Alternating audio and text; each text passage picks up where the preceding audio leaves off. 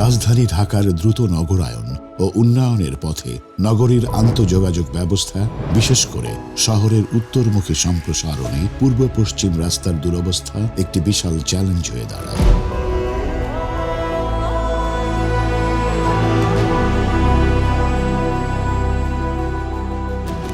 এই চ্যালেঞ্জ মোকাবেলায় স্থানীয় সরকার, পল্লী উন্নয়ন ও সমবায় মন্ত্রণালয়ের আওতায় ঢাকা উত্তর সিটি কর্পোরেশনের তত্ত্বাবধানে এবং চৌকস দক্ষ অভিজ্ঞ বাংলাদেশ সেনাবাহিনীর 24 ইঞ্জিনিয়ার কনস্ট্রাকশন ব্রিগেডের অধীনস্থ 16 ইঞ্জিনিয়ার কনস্ট্রাকশন ব্যাটালিয়নকে জসিমউদ্দিন উত্তরা থেকে ইসিবি চত্বর ও মিরপুর পর্যন্ত বিমানবন্দর বিকল্প সংযোগ সড়ক নির্মাণ প্রকল্প বাস্তবায়নের দায়িত্ব প্রদান করা হয়।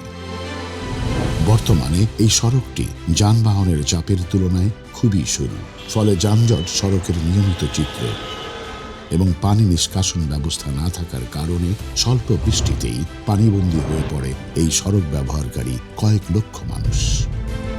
ডিজাইন অনুযায়ী নতুন প্রকল্পটি সম্পন্ন হলে দেশের সর্বাধুনিক যোগাযোগ ব্যবস্থা, মেট্রো রেল ব্যবহার করার পথ হবে সুগম এবং অত্র এলাকার জনগণের জীবনযাত্রার মান হয়ে উঠবে আরও উন্নত।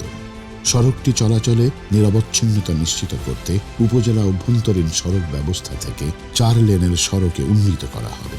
যোগাযোগ উন্নয়নের জন্য পুরাতন 5.850 কিলোমিটার সড়কের সাথে 4.522 কিলোমিটার নতুন সড়ক সহ মোট 10.372 কিলোমিটার সড়ক নির্মাণের পরিকল্পনা গ্রহণ করা হয়েছে, যার মাঝে একটি ব্রিজ, 2টি কালভার্ট সহ পথচারীদের জন্য সড়কের উভয় পার্শ্বে 1.8 মিটার ও 2 মিটার প্রশস্ত ফুটপাত, 6টি ফুট ওভার ব্রিজ এবং পানি নিষ্কাশনের জন্য 19.209 কিলোমিটার আরসিসি ড্রেন নির্মাণ করা হবে।